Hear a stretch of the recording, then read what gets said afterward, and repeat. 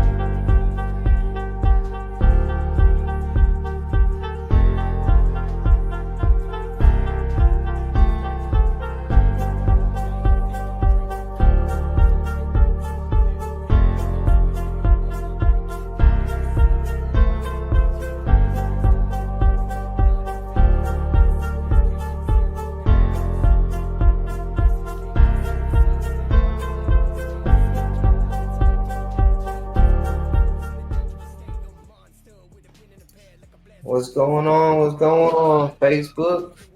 Hey, hey, Shit, you're in here with Hippie of 386 and Joe Roots. And we might have us a special guest tonight, might not. We're gonna see what happens. Had an artist back out. I guess then back out because they never hit me up. So fuck it. we gonna we gonna have a good show anyway. It's all good. Most definitely, most definitely. That's what men do, right? You just pick it up and keep going. There ain't no Just keep it thing. going. Shit, tell them about yourself. Shit, we ain't really had you on here. Tell them about yourself, Joe. Oh, what's to say, man? I done lived me a life, dude. I'm 41 years old this year. Just recently started making music. Um, been a mechanic my whole life, but I think the experiences in my life, a lot of stuff that you young cats are going through, I done been through, and so I think that kind of gives me a different perspective to my music, and I can look at it with a different set of eyes. And but other than that, dude, I fix cars and handle business, dude. I raised four kids. My youngest is 16. Um, so we just doing the thing, man. I mean, Shit, what get got you into music? I've always had a passion for music. I grew up in a musical house. My dad, my brother, both my brothers actually play guitar. I grew up as a kid. I played drums. Uh, Always rock. I never tried writing a song or singing a song or anything like that. But so then there was a big gap in music where I really didn't do anything.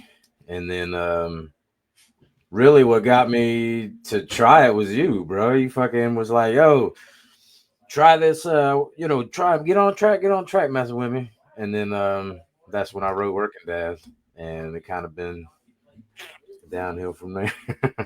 Well, yeah, I'm glad I could get you in the booth and get you started because that's all it really takes from a lot of people. It's just to get in there and get her done, bro. Like I said, that's something I always liked.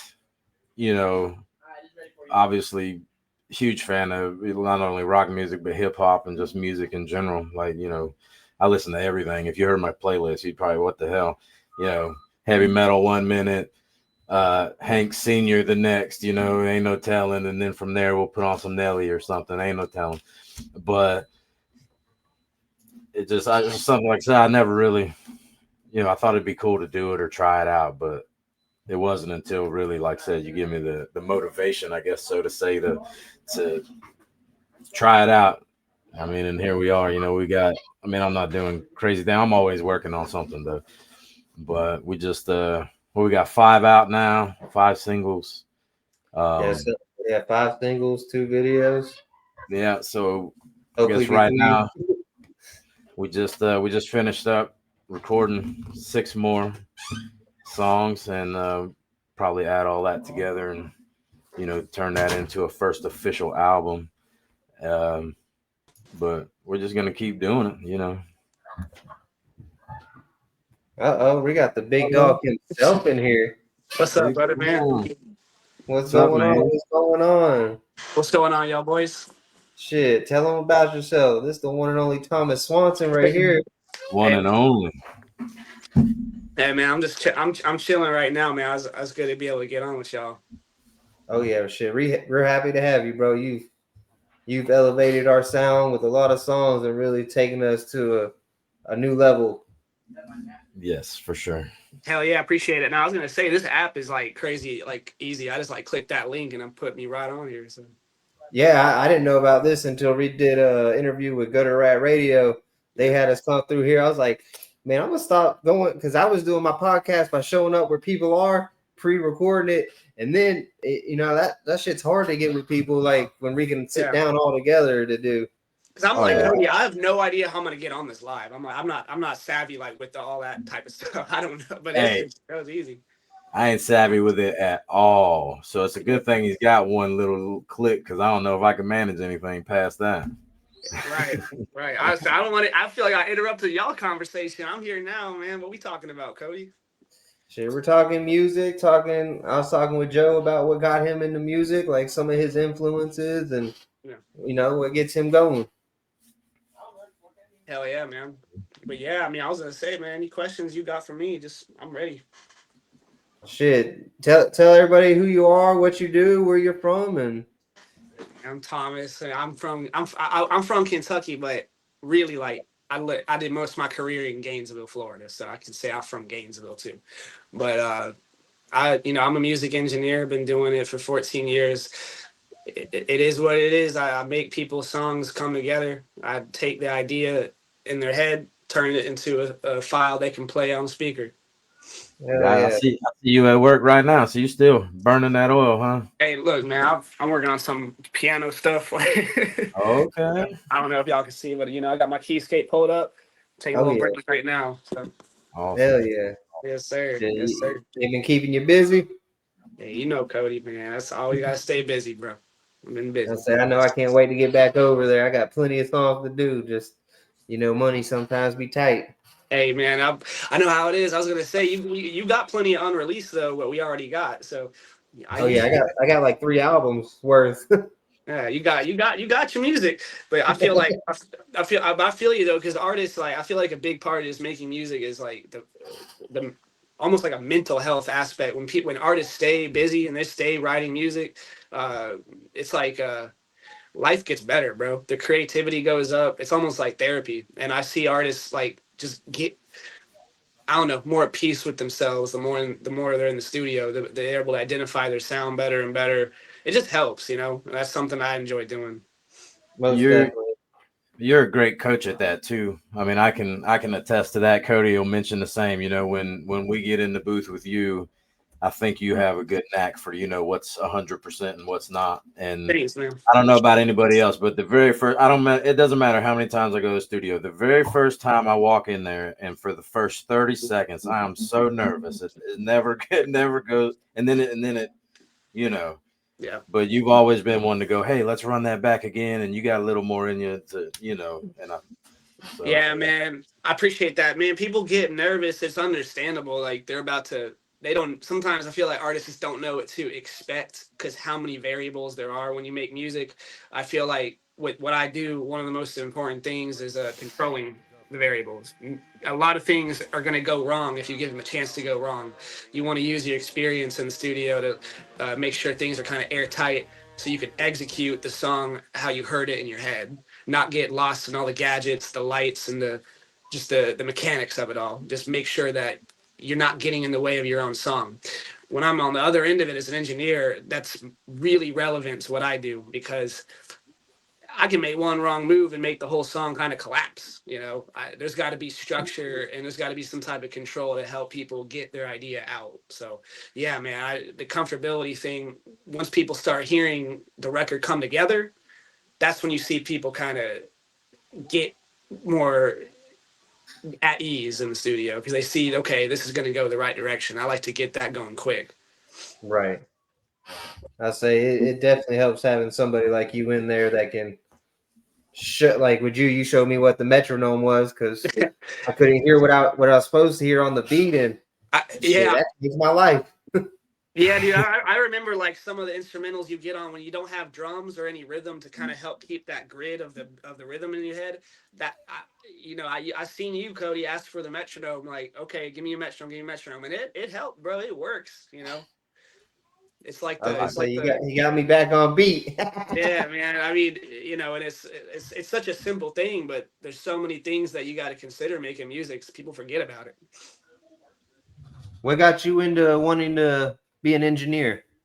So, man, I let's see. That's a long time ago. I would say, I can make it a real obvious, simple, boring answer and just say, well, I love music. But it was a little more than that. I love music, and I always was curious about how it, what went into making it, and how I remember back when I was a kid and like trying to engineer a song or whatever, and like it sounded terrible, and I was like, dude, you hear a song and it's like it just sounds like it's a song. It just sounds like somebody singing over an instrumental and everything sounds good. But then when I go make it, it sounds terrible. So I was like, damn, I kind of got obsessed with how do I improve and how do I get it to be like what I heard on radio. And granted, this is like 2007, 2008 when I'm like 15 years old and Right. people listen to radio a lot. So I just kind of got obsessed with it and studied it and learned. Eventually went to college, and it's just a compounding all these years of experience. You get more and more interested. Right. It's a tough thing, but when you're genuinely curious about it and you're going to put the years into learning it, you could become an engineer. Hell yeah. How have you Takes a kept on? Yeah, it takes an ear or two. Some people have it, some people don't. Unfortunately, it's just the way it is. Yeah, Some people can hear the flaws in a song and go, "No, that's not right." It's off. It's the wrong tones. And you're definitely one of them people that can go, "Oh, wait a minute, something," and you it's a know. gift. You know. Hey, yeah, it's true, man. I would say there's a lot of innate talent, meaning there's a lot of people who are born with it, a good sense of it, and then some people are born with raw talent where they can develop it and learn. It just like music, like anything, especially the engineering side of it. I mean, you got to master the craft. You got to put in hours because There's just more to learn than a beginner will realize right away. They have to realize that there's way more to unpack than they think there is, and the more they Yeah. unpack it, the more they see how much there is to do. I've noticed, man, just another kind of extending the topic. Music engineering is very philosophical. You want to approach it with like a philosophy of what makes a record good or bad.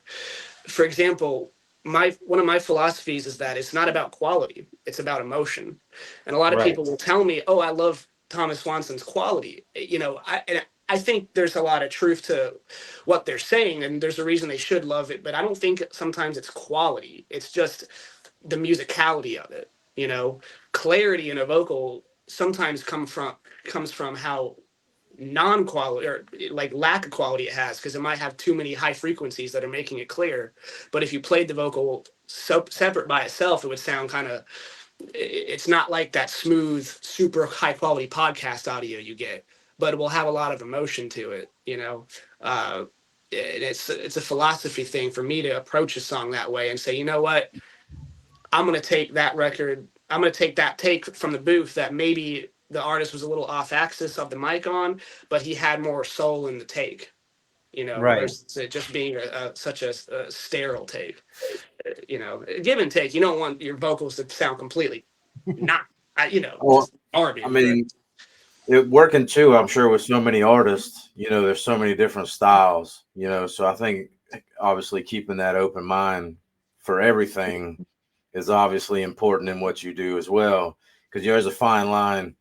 You know, they might have a song that you don't much care for, but yeah, obviously you're still there, to do a job and do it right. yeah, So that's a great point. And dude, people ask me this question all the time, where they're like, "Well, what do you do in that situation where you're working with a record that you don't like working on?" It's very simple, bro. It's like you find what's good about it and you do what you can. You do what you can to like it. You know what I mean? Because if you don't put a touch on that record that's already bad, That's going to sound even worse. Yeah. So you can Yeah. take you can take something that's bad and make it a little bit better with the power of engineering and production, right? So I still got to do that. Is it going to wind up a great record? No, because a great record will sound decent without mixing, you know, Right. Yeah. and Right. mixing will polish it more. But somebody's really bad record, yeah, you're going to have to dig deep on that one and find things like I that. say it may be a turd, but you can make it a shiny turd. It's funny as hell. Those records are always the ones that keep you the busiest and take the most time. Yeah, The because best you. records are done like quicker. Oh So yeah. without naming any names, like um God, he's got me tripping there. no, like just so you get sometimes an artist's vision of a song and then something that you for say here or might say no, this is going to be better. Yeah. Have you personally had any of them clashes with Can you anybody? repeat that one more time? Like basically, like if an artist comes in and they lay something down and you feel like there is a little tweak that you could do better on it, but they disagree with you. Oh. And of course, obviously, they're still a customer. So I mean, how do Mhm. you go about some of that?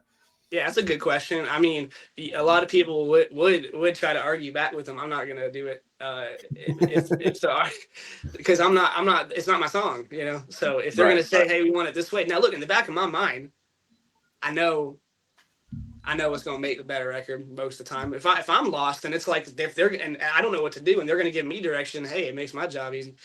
Uh, but most of the time, I know where I want to go with the record, and if that idea does clash with their idea, I just leave it alone. We got too many other songs to work on to be Yeah, fair arguing. enough. Fair enough. Yeah. Move along. Right? Next Yep. project. I say Yeah. one thing I have learned going through Thomas: if he gives you a suggestion, you might want to fucking listen. Oh yeah.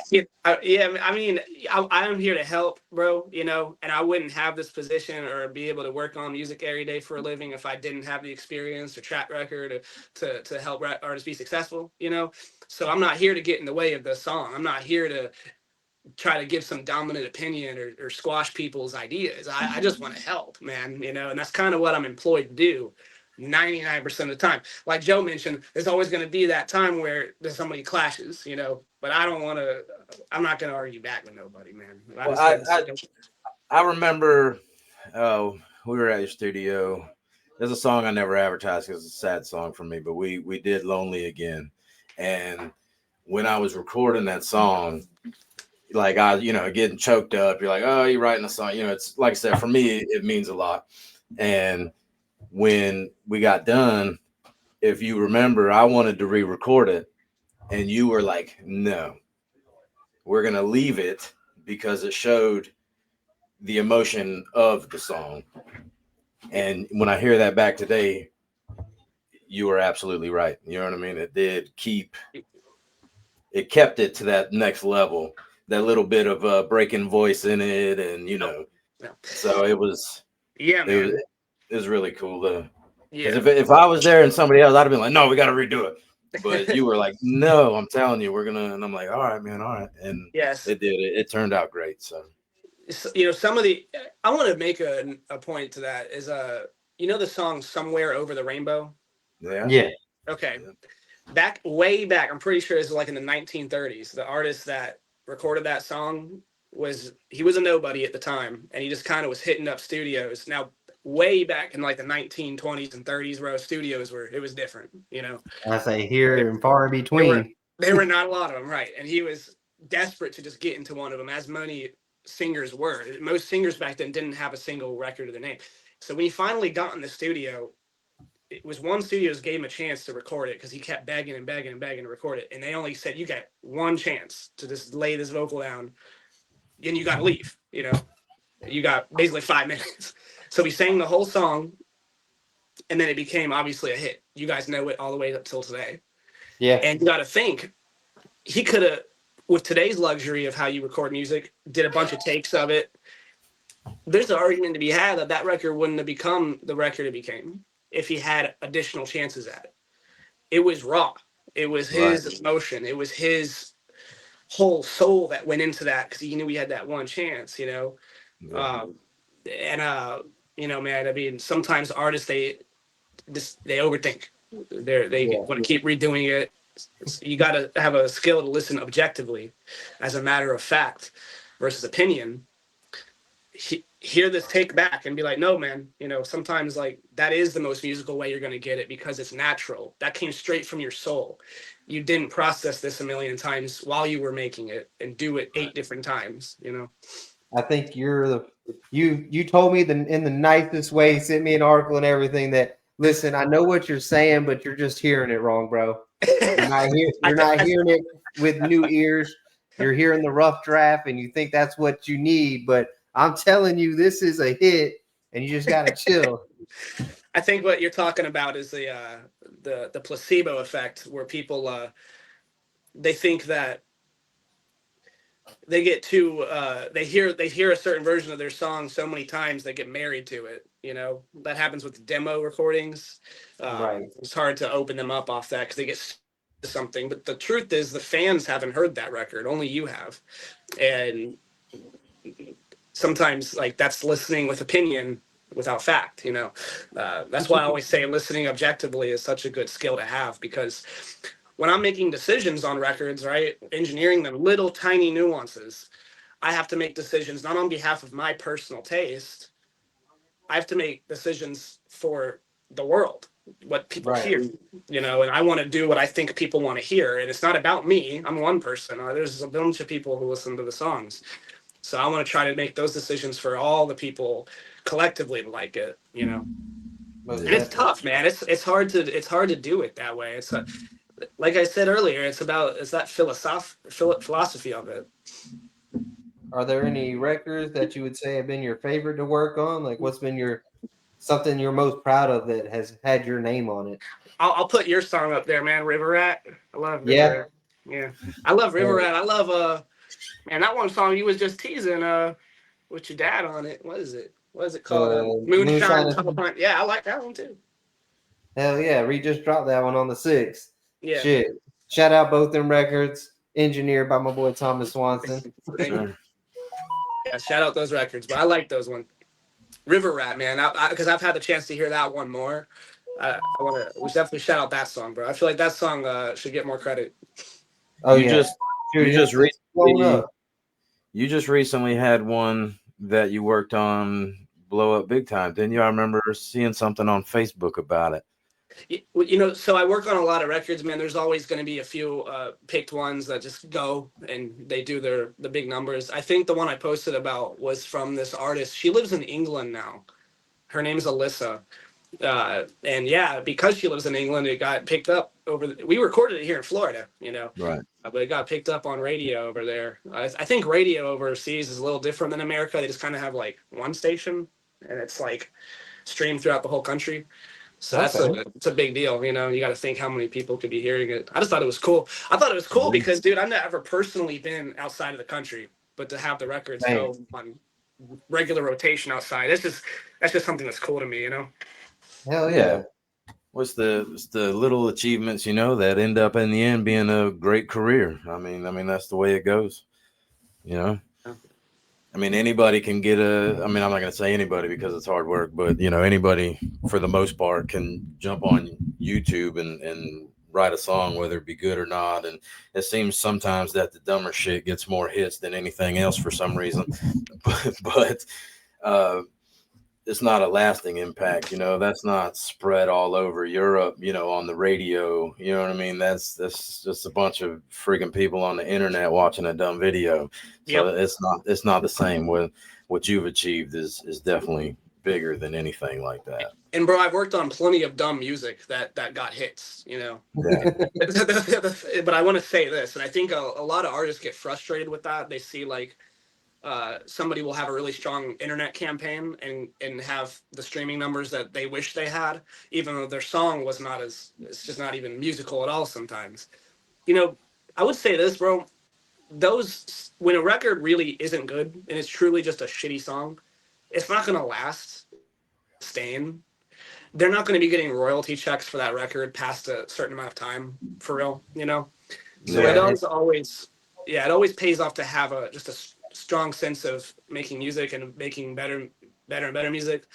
It will pay off in the long run. If you have a song that is genuinely good and it takes off just a little bit at first, that's much more powerful and probably you're going to gain more financially from that in the long run versus a record that was just kind of a quick burst and then it dies because nobody actually liked it, you know? Yeah, I agree. most definitely. I know I with said, our like song Mudholes, it started out slow.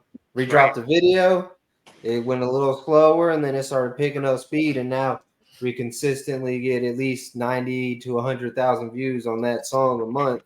Yeah. And you know what I'm saying? And you never know which one's gonna take off because that one's not even in my You, top 10. you You know what I'm saying? said 100,000 a month? Yeah, I say we get about 200,000 on YouTube. A majority of them are fucking Mudholes and Mary Jane. it's crazy. That's good. That's great. I'll say it's a blessing and it's also a curse because once you have something that blows, it's kind of you get put into a box.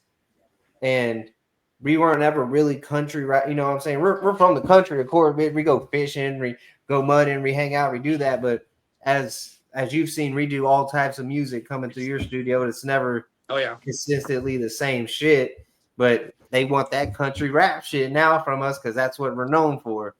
Yeah. And it like I said, it can be a blessing, it can be a curse, but any streams to me is a blessing. I appreciate everybody tuning in and watching us, but I just it's See, crazy what takes off compared to what doesn't. You know what I'm saying?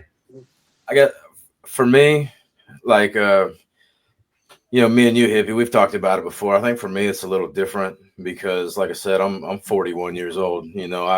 I've lived my life, dude. I got my house. I got the cars. I got everything I've ever wanted. Raised 4 kids, so I come to it with a different approach. I don't particularly worry about followers and all this other crazy stuff. I just write music because it makes me feel good, Yeah. to be honest with you. And deep down inside, I do it more for me than anybody else. So I guess at the end of the day, if they don't like it, they could skip that joker and move on to the next one because, like, it really, doesn't really affect me because I'm going to keep doing it because, like I said, it makes me feel good. I find it a great way to, relieve whatever's on your mind in the moment. And I don't, if I lose a follower, then oh well.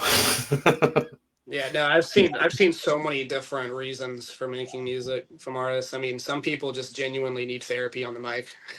Yeah, And then that's how me and Christian got into it because it was us first in three. It was just called 386 at first, but I had to add music because when back on Facebook in the old days, you put the @ put 386, you had to have 4 characters for the list pop up, so I could never tag my fucking page. that's funny. So we went from 386 to 386 music, so I could start tagging my page and shit. Oh yeah, see, you guys are doing big things too, and like I said, both you fellas already doing big things, and you still got a lot of life to live. So I mean, you just keep moving up, keep doing what you do, and eventually you'll get everything you ever wanted, dude. No problems. So Gotta work hard, dude. stay Oh true to yeah, yourself too, man. That's the big thing. that's what a I lot of think I artists think a don't. lot of people out there sell out their themselves, really, just to make a quick dollar, and that is also something that I would never do because, like I said, I've lived a successful life. I have a career, I make money, so it's not for me. I'll never do that. I'll never, not one time, to gain a like or a view would I ever compromise my own beliefs. So Most definitely. You can't pay me to fucking lie, boy. I be talking too much shit, which is why I get a lot of fucking shit in the lane we're in because bitch, I don't play that fake country shit they be trying to do here in Florida, that political rap shit. Like, bitch, shut the fuck up. yeah, for real. If you real country, we were raised fuck the government, fuck the law, fuck all that shit. And now in the Rebels past only over here. the past 4 years, it's been back to blue and let's go Trump or let's go Biden, whoever the fuck they're voting. Like, bitch, I grew up. Y'all said fuck that shit. What's going on? Yeah, for real. Man. But it is crazy to see the transition of music nowadays and how easily is to get your own setup and start recording your own music. Because like he was saying, back when Homeboy did Over the Rainbow, you you had to go to a studio that had how many machines to do what your laptop will do now. Yeah, I think the transition between that's analog equipment, right? The physical gear where uh, musical signal flowed through cables and machines. I mean, it was like that for the majority of pop music's history in the U.S. We're still kind of relatively new to the digital age, but correct, computers can do what those machines do, and that's also what powers my studio, man. I mean, my studio is not analog. It is the only analog equipment I have is the interface mic and maybe a few other things, but it's mostly in the computer. Right. And to turn a little subject, you also produce. You also make beats. Yeah, for sure. I Uh, also want to say I feel like a lot of people have the kind of the terminology wrong on production. Production is not beat making. Beat making is beat making. oh, But you could be obviously if you make a beat, you are producing the beat, right? right. But in regards to like something I do, even with your songs, Cody, I'm still doing a production role, not just engineering, because Okay. there's I mean, bro, there's I'm handling a lot more roles than just that, right? So like I'm setting up Right. the mic, I'm setting up, where does the word production come from? Is to produce or to make something tangible. It's like a factory, right? Right. So it has to be created somehow. So you could say I do have a role in the production, right? Uh, but we have all these different terminologies from decades of music production being changed too. You would have a mix engineer, a master engineer, a producer, an executive producer who oversees everything and hires the studio musicians, and then a beat maker was technically a songwriter, and they would Right. just but things change so quick with the digital age that beat makers are just doing it on their laptop and they don't need all those extra roles. They're just doing it, and now they're assuming a lot of roles too. They're definitely involved with the production, Right. just but I feel like a lot of engineers in today's environment don't realize that they are producers still. So, Okay. Shoot, I but ain't to shit. I don't know the terminology. It's Yeah, such a well, it's funny because when you have terminology, it is at face value just terminology. There's always definitions, right? So Right. it's always a technicality. I don't care about that stuff. I just say that I'm an engineer producer so that people know that I can handle certain things, that Right. I can handle tasks for people. Because most people, that's they might not think, they might not realize the extent of what I'm able to do in the studio. that's the downfall of the English language right there. You got 42 million meanings for the same word. I Yeah. mean, hell, we're all producers, is what we are. Every one of us. And That's it's funny, like when it comes to like royalties and getting paid, like songs that I engineer, that I'm doing here in the studio, that I record, I'm not entitled to any royalties on those songs. Even with all those different roles, you're only entitled to royalties when you have songwriter's credit, right? So right. in the eyes of the law, if you make the instrumental, you might not even know the artist that got on it. It might have been 100 different rappers who got on the beat, but you're still technically a songwriter for all those different songs that were made with your beat. So you're entitled to royalties for all those because you wrote the song. Is not just vocals; it's an instrumental too, Okay. and you're a songwriter. That's why it's like they want to call themselves producers.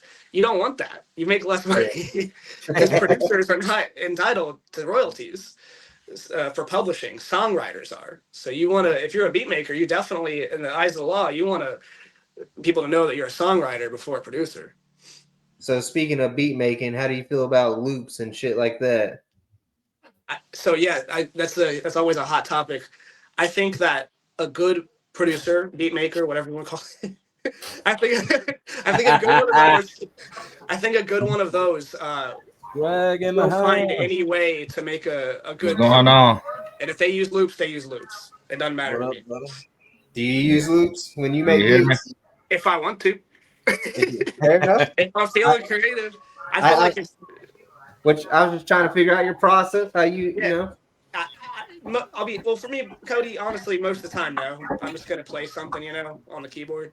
but I've done it. I've used loops. I mean, one of my last instrumentals I made, I used a sample from the 80s, bro. Shoot, I know I need to get some beats from you soon. I ain't got one from you yet. Got them ready, coach. Oh, Shoot. What you charge on beats? Tell people like your rate, you know? Let them know what you do. It's always gonna vary, man. It's always gonna vary. You know, that's something that Depending on how much I work. always handle more privately, but it'll I you know got you. it'll vary. yeah, you don't put the man on the spot. He was like, "Oh, back No, pedal, it's all back good, man. pedal." People ask me that question in front of people every day at the studio. It's the same thing. It's all good. No, it makes sense. I mean, I'd imagine, I know a lot of work goes into a lot of beats, and I'm sure a lot of more work goes into certain beats. So Mhm. it would, yeah, definitely not make sense just to be like, oh, well, freaking, here's your beat. The big difference is like if the artist wants an exclusive license versus a lease. When they buy the exclusive, it's like you got to think I can never sell a lease of that beat again. It just goes, and now you own it. So I can't that's also some still. more big decision you got to make is, is it going to be exclusive or just a lease? But that's always the kind of the big difference. We working class around here. I lease my stuff. Right. Hey, a Hey, lot of artists don't even lease them, dude. They just wait till they get in trouble. shit, Yeah. I ain't gonna lie. Some beats, I don't know if I purchased them because I buy so many, and then I'm like, fucking, I'm gonna put it out because I think I bought it, but if Oh, not, hit Dusty me up, put. tell me I ain't buy it. I'll go buy it. You know what I'm saying? Yeah, at least a lease of it, dude. Because imagine that song goes out and starts making you $50,000 a month. I mean, Oh yeah, Mud Holes and Mary Jane. I That fucked means up. it's Didn't time get to it buy exclusive the when I should have. exclusive. hey man. But luckily, I got the You see unlimited that? lease on Mud Holes, so I can still sell it, You even see though that somebody bitch bought the going up. exclusive. Had somebody, a friend of mine, send me a video of a song that had the same beat as My Town, and they were like, ain't this copyright stuff?" And I was like, technically no, because I leased the beat. I didn't buy the beat. So if I bought it, fuck yeah, I would sue the shit out of them. I'll say But I got a song to that beat too. well, this was some West Coast stuff, so Oh no, we lost Thomas. we do we do it different in the South. So And y'all hear me? yes, sir. Yes, sir. Shit, Can you welcome to hear the us? show, Swaggerton. Breaker swag G. Yeah, I hear y'all. Shoot, why we wait for Thomas to get back in here? Shout out OG Black Sheep in the chat. Shout out OG. Sean and Tanner. Shout out old Solon. Shout out everybody Thomas, tuning in on Facebook. get back in here, senpai. Oh, Senpai Thomas, where'd you go? Oh, senpai. So Oh, swag, man. how's it going, buddy? Been working on any new projects lately? Shit, I'm working on an EP along with this Yeah. single. Along with this single, I'm dropping Larry Bird. Oh, I'm Shit. ready for that one. Yeah, I'm about to go get it professionally mixed up at his studio that actually just left on Wednesday. Shit, tell them about the project. Tell them what you're doing. Man, just dropping about a 5-track EP. This is gonna be, man, just like laid back, chill songs, man. Just kind of like a new school modern sound mixed with like a old school sound. Man, if y'all ain't checked out Swag G, y'all fucking missing out. This is one of the hardest motherfucking artists out, and I don't think he be getting the love that he deserves, boy. At all. When Not I at tell all. you this man got bars, got fucking so many different styles, it's unreal. Oh, he dropped that Larry B on them. They're gonna know. They already know, but it's gonna solidify when he I'm lets telling that you, one go. I'm telling Most you, man. definitely. Everybody been fucking with that one, man. So that looks like that's gonna be the next one I give him. I like to do my little country shit, and I like to mix it up a little bit, man. I like to mix it up a little bit. I like to keep it fun and fresh. Oh yeah. Shit, me and Swag got like fucking 16 tracks or some shit like that. Cause I started a rapper, so I say Swag Swag. has a unique style. and I dig it. I really do. It's I kind of like how basically you take your own life and basically translate that into your music. Oh But yeah, like you said, you do have that little hood, little country, right. and I love it because I don't think a lot of people that live outside of the country, I don't think they realize that in these small towns out here, sometimes they ain't overly nice neighborhoods to be hanging out in. You know what I mean? Just because you think somebody's from the sticks or something like that, doesn't mean that they don't know what the hell is going on.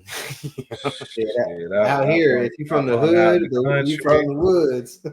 Shit, I've hung out in the country. Shit, I've hung out in fucking Cedar Park, the fucking east side, the west side. Shit, I've been in both environments. I think that's where a lot of people, like, especially in Lake City, like, bitch, if you from Lake City, you probably country, bro.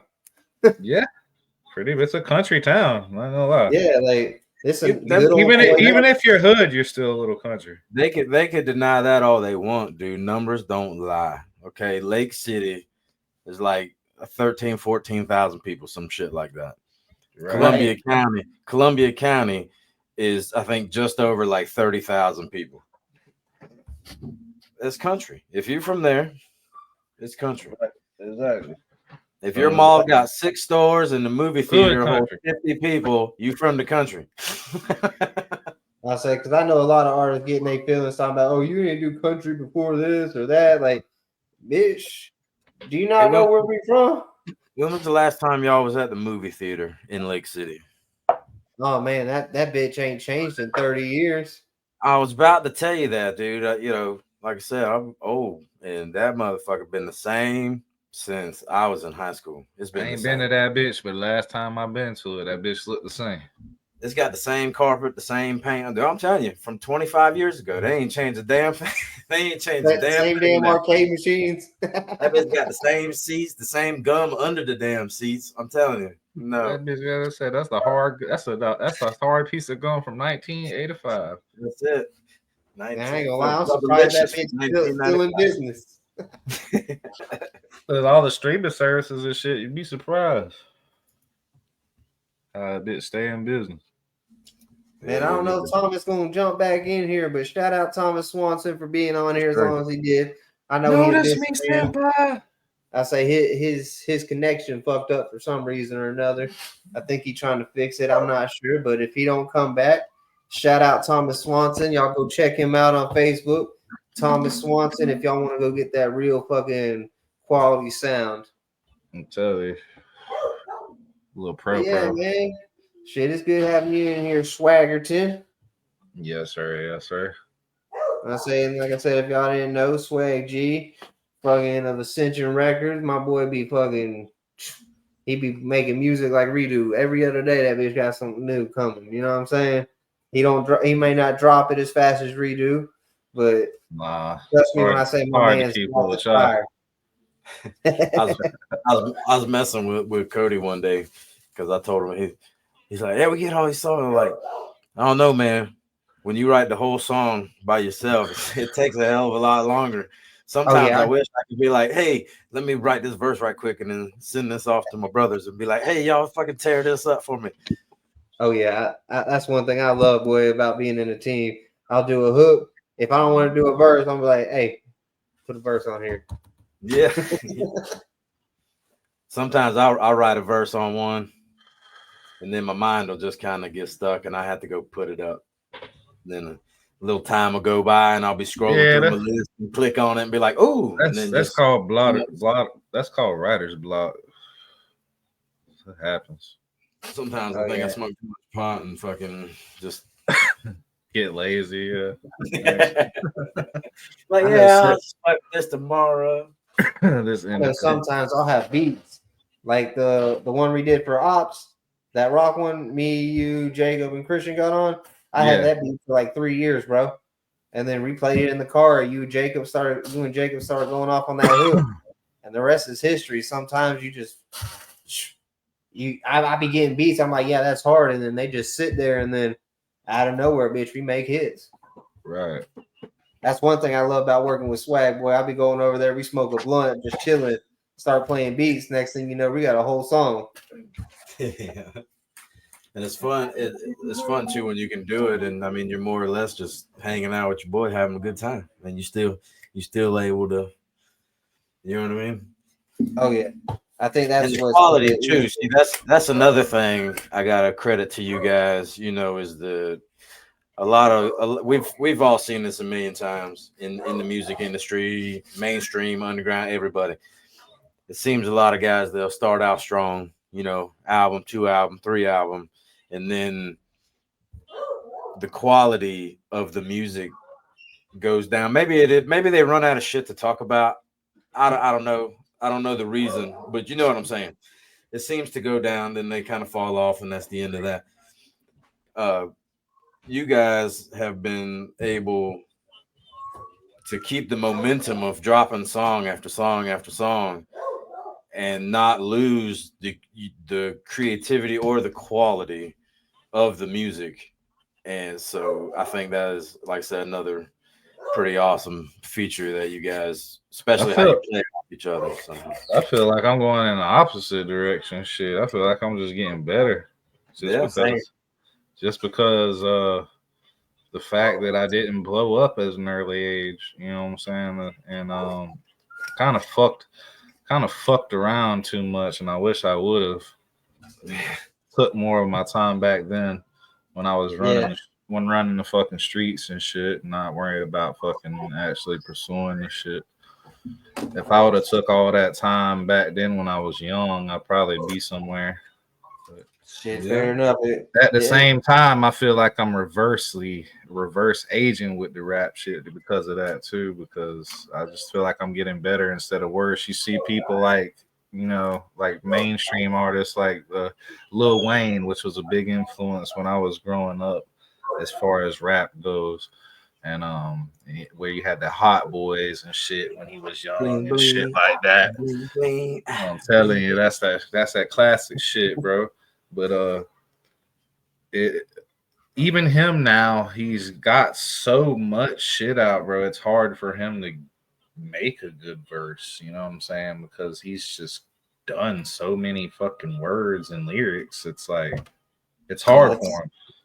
Should I feel that, especially like you said, artists like Wayne, even Eminem, like Gucci Mane, Exactly, because Lil Wayne and Gucci, they were dropping fucking mixtapes like candy when we were in high school and middle school. man. You get Gucci, man. That motherfucker dropped so many damn mixtapes. That I was motherfucker saying was a now it's like mixtape king. it's just so hard to captivate what you had when you do so much work. You know what I'm saying? It's hard to that and trying to.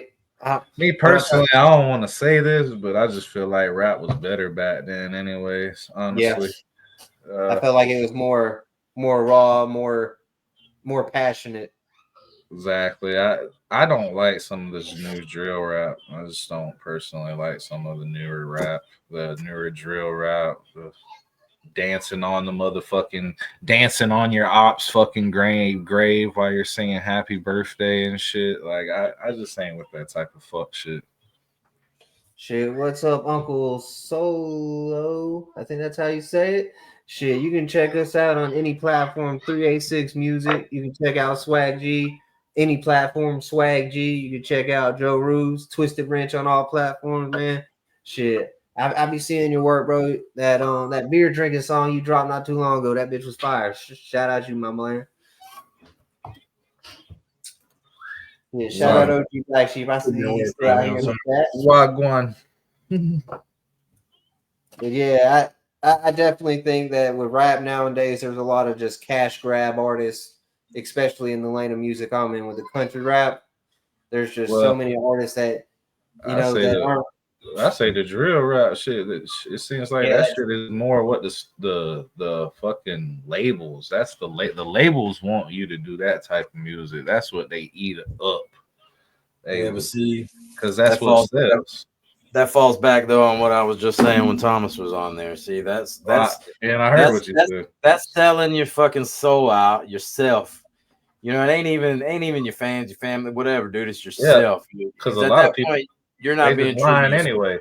you just jumping on some shit for a paycheck at that point.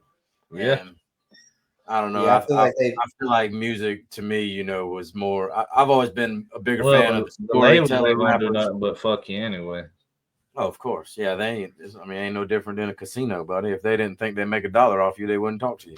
Man, That's a they fact. making dollars off dead motherfuckers Yeah, Still to this day.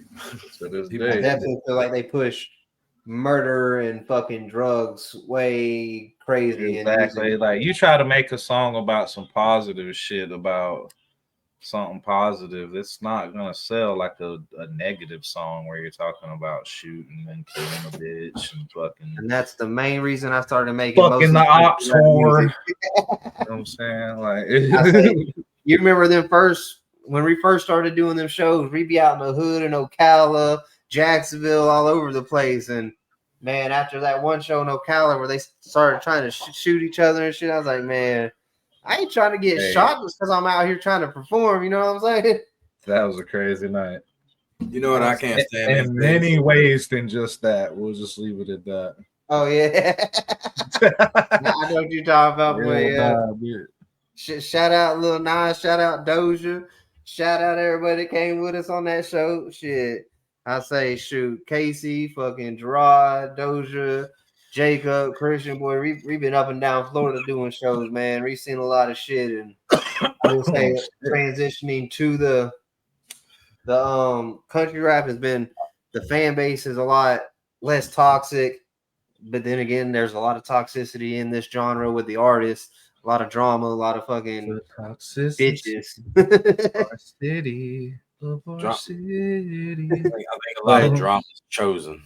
But yeah, we had to get away from just because we were in the rap scene. I'm the chosen one. Yeah, I know, big chosen swag. one. I know. But getting away from the I rap had scene. to zoom. I had to zoom up in the screen for that one. My camera sucks on this laptop. That bitch is all fuzzy as fucking shit. I figured it was just cloudy in there. Nah, that bitch sucks. That bitch is pixelated. That bitch is at like 5 frames per second right now. But shit, like I asked Joe earlier, what was some early like influences? What got you into making music? Well, I kind of I got interviewed by this guy, and it's kind of told him the same thing. It's like when I was younger, I got influence from like Lil Wayne and Tupac and shit like that, and I was at school and I got this instrumental CD full of instrumentals off Tay, a dude named Tay Walker. They call him Flav, and I took the instrumental CD back and I popped it in my little stereo, and I used to go in my grandma's garage and I'll just freestyle for hours. You know what I'm saying?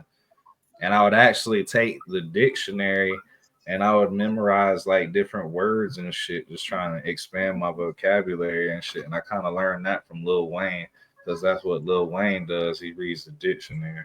So that's what kind of influenced me to get into that. And I was actually, I don't know if I can do it, man. I smoked so many fucking brain cells away. But back then, bro, I used to be able to memorize verses without putting them on paper. Shit, boy, when I be first started doing shows and shit, bitch, I thought I was gonna die trying to memorize just 3 or 4 songs. Man, if I could be real with y'all want to know who influenced me to rap? If I'm being real, Who? man, y'all better not make fun of me and shit. Listen, Vanilla Ice? nah, fucking John Cena, boy. I used to watch wrestling all the time as a kid. John Cena. Yeah. Okay. Yeah, You because see you know what I'm me saying. like my name is John Cena. Yeah, All right. because I used to do the freestyles and shit when I was in elementary and shit. So I used to be freestyling, jumping on the trampoline, trying to freestyle to his theme song in my head.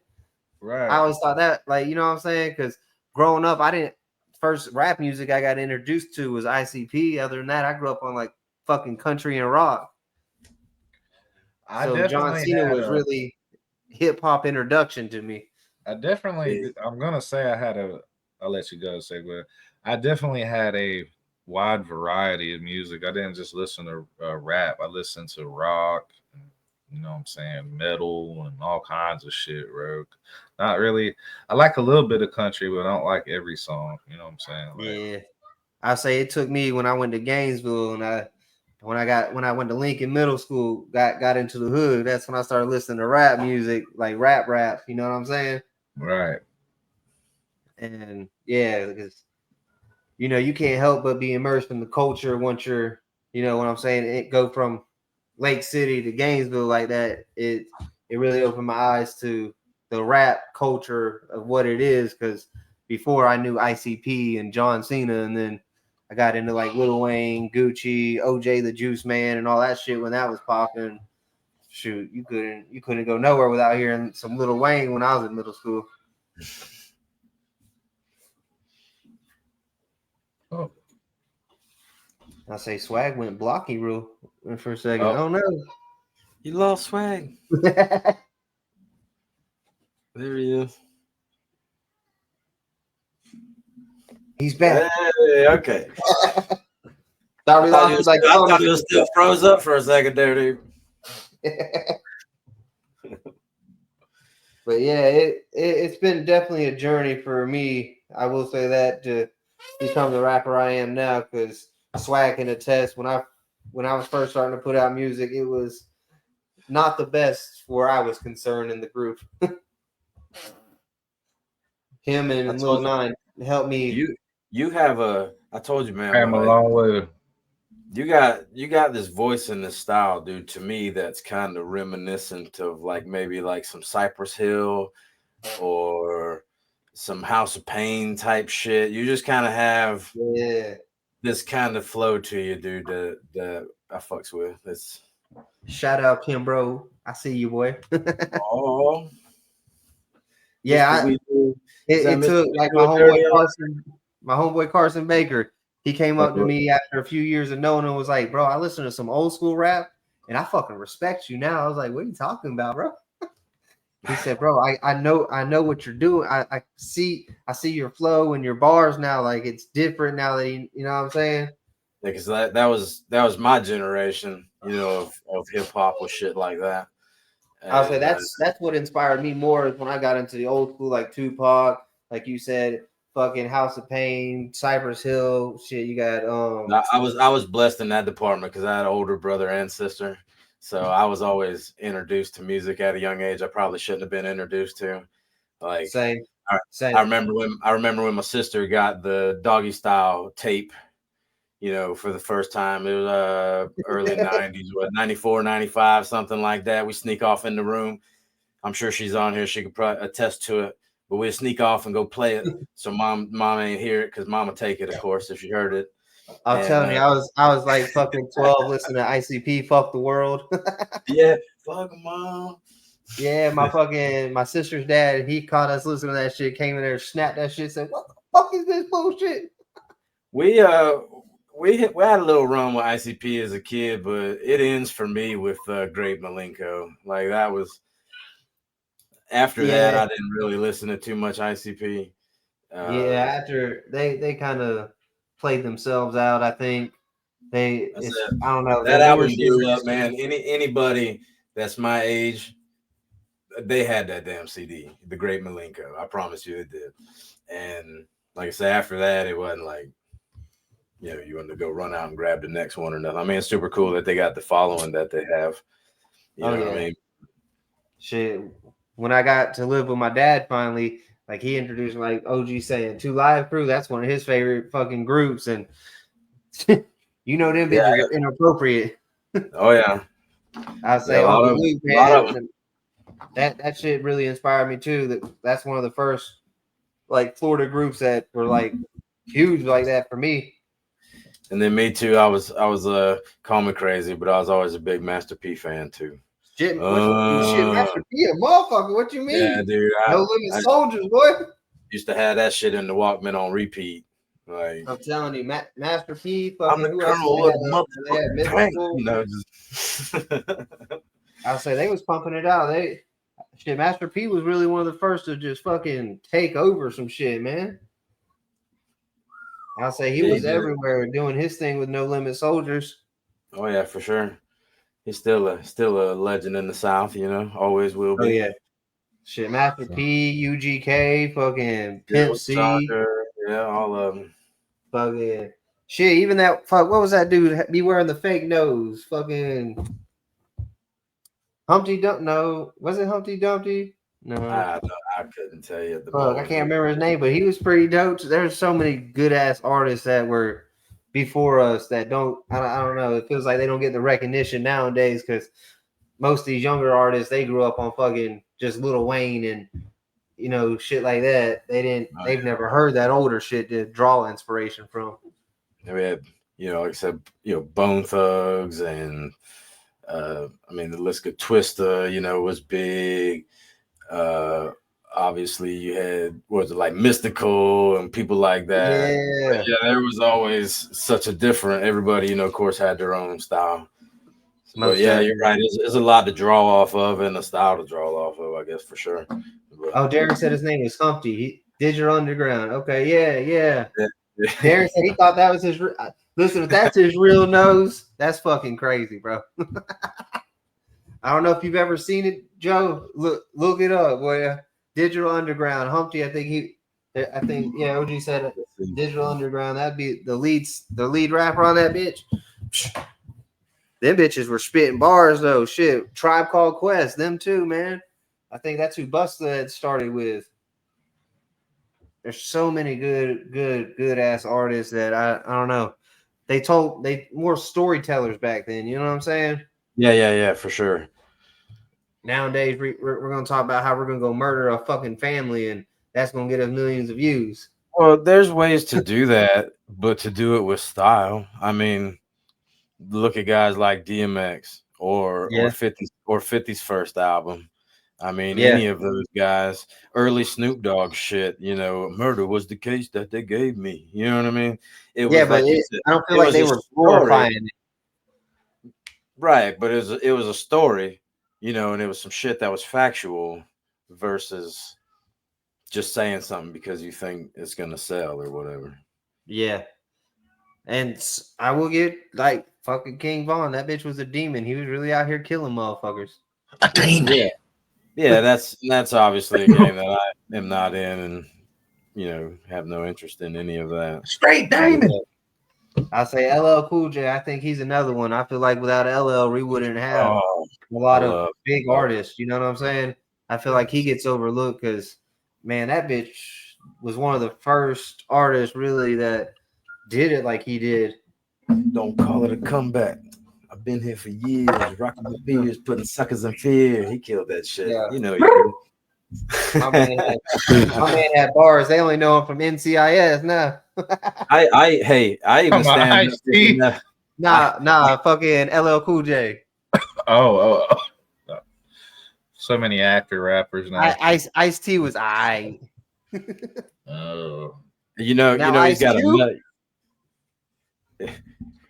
With the rapping Ice Cube was or fire. Ice Cube wrote the best diss track ever made. Oh yeah, no Vaseline. He went the fuck in on everybody in NWA, boy. Yeah. Oh, you talking about that's right after they split up? Yeah. Yeah, boy. He talking about how you like taking that dick from a white man, boy. He was going the fuck in on Easy. Yeah, he did. Shit was But crazy. after watching I that know movie, one thing. He pretty much was the hardest rapper on the team, pretty much. oh yeah, and he wrote most of the raps. Yeah, I say if you watch the movie and believe, I know movies are obviously movies, but yeah, I mean, obviously that was him. Yeah, I say Ice Cube don't get a lot of credit he deserves because without him, I don't think NWA would ever have been what it was. Oh, of course not. But Cube got all the credit because I mean, compare them all now. I mean, Dr. Dre's the only one that's up there with him from NWA. Even with the success that Dre's had, dude, he's not touching Ice Cube. Ice Cube made music. Ice Cube had a rock band. Ice Cube made movies, like several movies, not like one movie. Motherfuckers made lots of movies. You know what I mean? Like you can't. Yeah. Cube definitely moved different than the rest of them and capitalized on his. He was clearly the smartest Ice one. Cube, motherfucker. he built the empire with that shit, bro, for sure. Yeah, because what Yeah, he MC was Ren, Yella, none of them. I ain't heard none of them do shit in years. The only reason Dre's still around is because that bitch is a fabulous fucking beat Look, dude, maker. Ice Cube is so gangster, and he knew it that he said, "I'm gonna start making kid movies." And Dr. people, Dre. Dr. Dre was the And it happened. producer And and it- the engineer of the crew. yeah, he did the OG Dr. said we Dre, making him yeah. feel he old. did the beat making and stuff. Shit, I said I know back then I'm making getting beats old. was I'm 32. way different. You're getting old at 32. I'm getting there, yeah. Ugh. I'm starting to feel it, bro. Shit, I'm 30. I feel it in my back. I'm going down. I'm going down. But All I can tell you guys is take care of yourself because you ain't getting no younger. Damn sure not, boy. I wish I'd Alright. took in consideration the older people's words when I was younger, because yeah, we here now. We are here now. That's gonna happen anyway, dude. I mean, especially if you're in any kind of labor intensive job or fucking, whatever, car accident, whatever the hell happened to you. You never know. Yeah. Like me, I just chalk my like daily it pain up to the fact that I've been fucking working on cars my whole life. So I just go, okay, and that's it. he said, okay. Oh, this hurts today. All right, I whatever. don't know shit about cars. I'm a fucking dummy. I say I can build a house, but once we make it outside to the fucking garage, I don't know shit. Somehow working on cars got imprinted in my fucking DNA. Okay. I It's ain't just- never had It's just something I'm naturally good at. And I mean, as a kid, with my pops and shit, we did fuck with cars, work on cars, he built cars, you know what I'm saying? So I've been Right. around it my whole life. So honestly, it's Right. just something I kind of fell into and enjoyed doing. So Well, Right. speaking of I cars, ain't have that father figure to teach me that type of shit. I had two father figures. They were both of them had their own fair share of faults. Oh yeah. But I say y'all know my dad. I had one half-ass one, but he was an alcoholic. Yeah, but I don't know. Like I said, I think that's what makes us who we are, though. You know what I mean? Yeah. When you hit a trial and tribulation in life, you got I think sometimes having a rough childhood, I mean, yeah, it might make you, a cold person in the beginning, but probably better off in the end. I don't know. Oh yeah, I did all right, man. Like I said, we all had our fair share of problems. Trust me.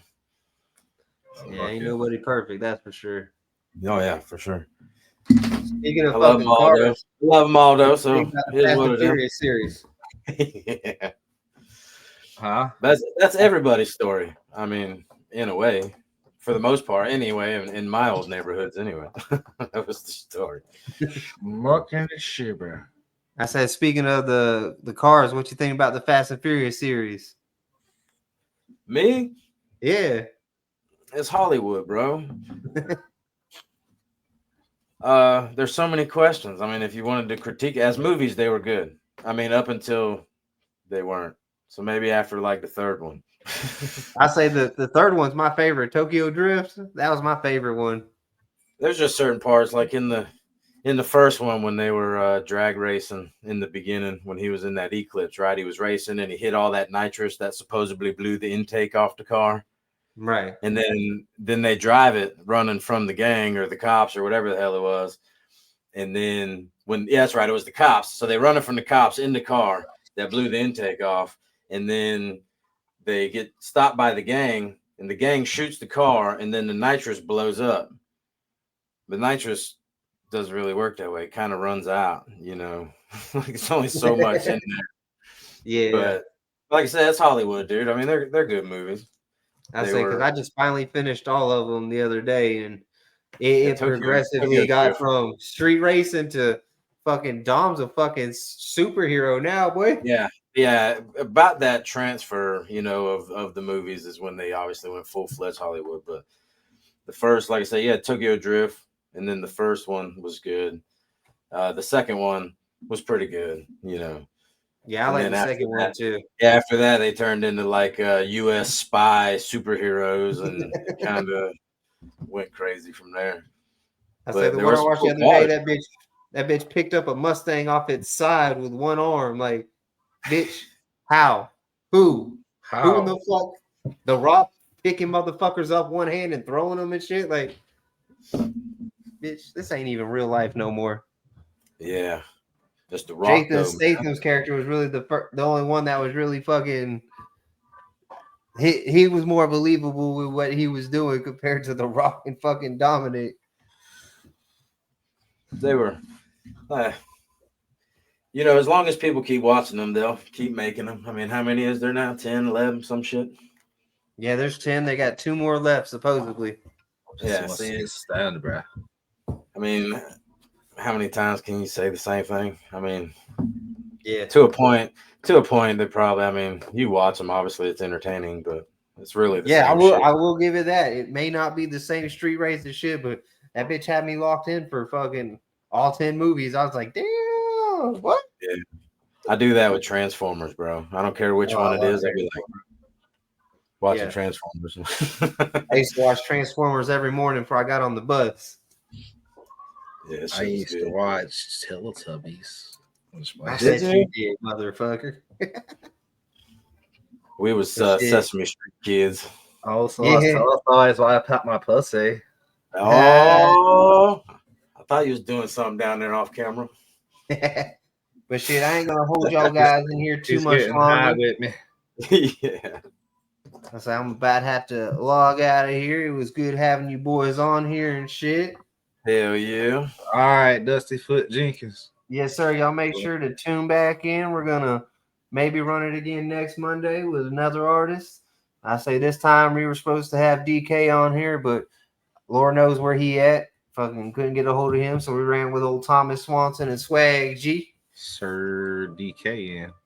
Yeah, Sir DK, you know him. He's always in the wind when you need him. Uh-oh. But All right, shit, then. nothing but love, y'all. Fucking Yeah, shout out appreciate you Facebook. having me. Shout out Joe Rube. Shout out Swag G. Big All shout right, out shout out Thomas everybody, Swanson for man. jumping on here. Big Shit, Sim Swag. One. Tell them where they can find your music, Swag. You find me on YouTube at The Real Swag G. That's where I prefer everybody to go look to my music, but you can find me on all platforms at Swag G as well. Shit, Joe, tell them where to get you at. It's pretty much the same as old Swag there, man. If you want to check it out, prefer YouTube, obviously Twisted Wrench, but all platforms. Hell yeah. Shit. Shout out everybody that joined us in the chat on Facebook. Yeah, we appreciate y'all checking in. Oh shit, there went my mic. We wouldn't be shit without you guys. You know what I'm saying? Don't Shout deep out to throat the your fam. mic, bro. Bro, my mic leg just broke. This is my mic. Hello. Hello. Hello. Mine's I right say here. I broke my mic, y'all. Technical difficulties. You fucked up, bro. I fucked up. Yeah, I got to get me a real mic stand. This little one ain't it too much weight on here, I'm assuming. Oh shit, maybe I just need to tighten it back up. She just looked a little loose, but shit. Shout out Redo It Dirty. I seen y'all up in the chat tonight. All right, Chris, y'all. Y'all have a Amy, good night. Aaron, Watch me all y'all instant. boys. Good night, everybody. See y'all later. Hey. I don't know how to turn it off.